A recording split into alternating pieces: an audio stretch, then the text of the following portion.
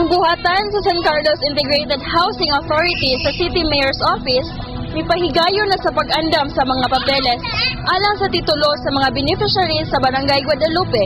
Naghihimo dito sa ikaduhang andana sa People's Hall ni atong Agosto 15, 2013. Sa mga naunang panagtigom nga gihimo sa San Carlos Integrated Housing, uban nila ni Mayor Gingo Valmayor, siya mipasabot nga walay mamahimong pagpangbalhin sa mga nanimuyo na sa maong lugar. O sila ang gitagaan sa prioridad nga makaangkon sa luna ang gitukuran sa ilang balay. Pinaagi sa pagtabang sa kagamhanan sa San Carlos. Sa pag-subdivide sa maong lugar, hatagan lang og lugar ang pagtukod sa mga kalsada ug kadtong mga panimalay nga maapektuhan. Ayuhon lang pagpahimutang aron mabutangan gayud og one lane nga agian nga magamit. Gawas sa kiniusab usa ka requirement sa pag-subdivide.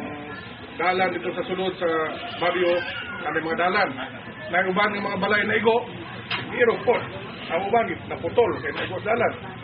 Kung nakita naman nato ng planuha, kung nasabutan ka na nga, padayunon ka na, Sa 68 ka panimalay ang nakabenepisyo sa maong proyekto sa kagamhanan, ang pinakagamay adunay gidakon nga 22 metros kwadrados, samtang ang kinadak-an miabot usab og 820 metros kwadrados. Kini tungod kay wala nay pagpangbalhin sa mga panimalay kon as is where is.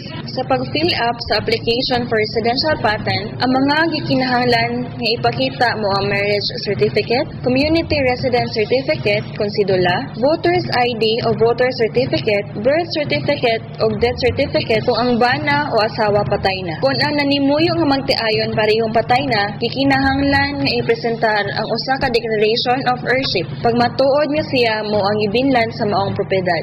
Dito sa bitambong umisaksi ang gihimong pag-fill up sa application for lot title mao si City Legal Officer Attorney Benito Tan, City Assessors Aida Alforte ug Draftsman Mark Dave Pomar sa City Assessor's Office. Engineer Mussolini Dilobio Jr. sa City Engineering Department. Representante sa DNR, Cadiz, Jorge Pamatian ug Marisa Pasaporte. Dito usab sila si Housing and Homesite Regulation Officer Oscar Limpio, Homesite and Regulation Assistant Jojo Alipio ug Nick Reyes sa San Carlos Integrated Housing Authority.